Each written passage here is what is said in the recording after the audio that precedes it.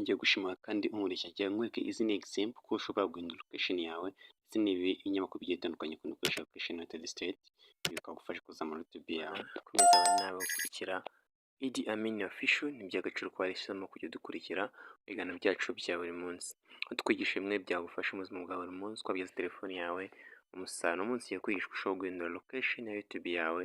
Ibi bikaba bigufasha kugira ngo YouTube yawe ibashe kureba ndetse no kugira ngo ikurikirwe n'abantu batandukanye.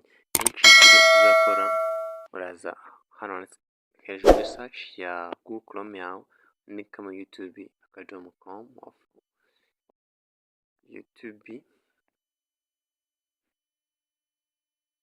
youtube.com afungure, wibutsa gukanda subscribe, like and share. Urangiza uraza hejuru ubona hari logo ya channel yawe. Utarakana subscribe, banza ukanda subscribe kugira ngo tubone ibiganiro byacu bya buri munsi. Izo urafungura, urangiza ujye kuri umanuke uzane kuri YouTube studio.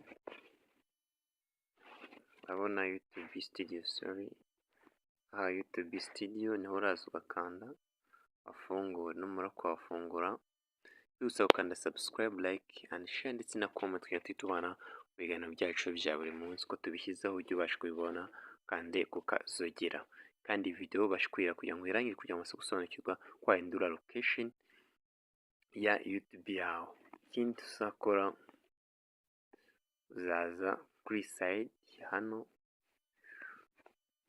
ayibona, umanuke hepfo ujye hano kuri setting. Bitse ko setting ifasha kugira ngo ibikorwa byawe bijye bibasha kurebwa, ndetse hari n'ibihugu bimwe na bimwe iba YouTube itemerewe gukoreramo buryo igihe nugera igihe cyo kuba monetize bitazabasha gufata y'amafaranga ubasha kuyabikuza. Then icyo uzakora uzazana kuri setting, kuri setting urabona hangiza wafungura akandi tegereze bisa ukanda like, subscribe and share. Itafunguka ahantu hameze gutya. Then uraza hano handitse channel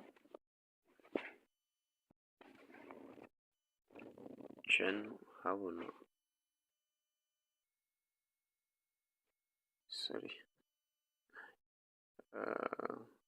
handitse channel afungwa nurangiza handitse location residence.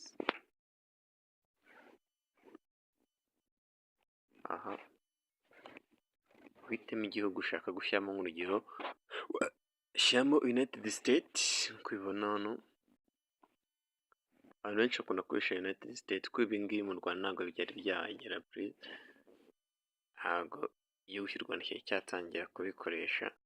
Then nazo uhitemo United States.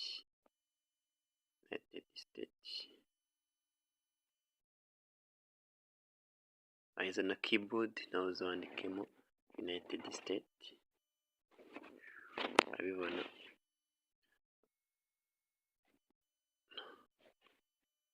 urangiza uze hano handitse save.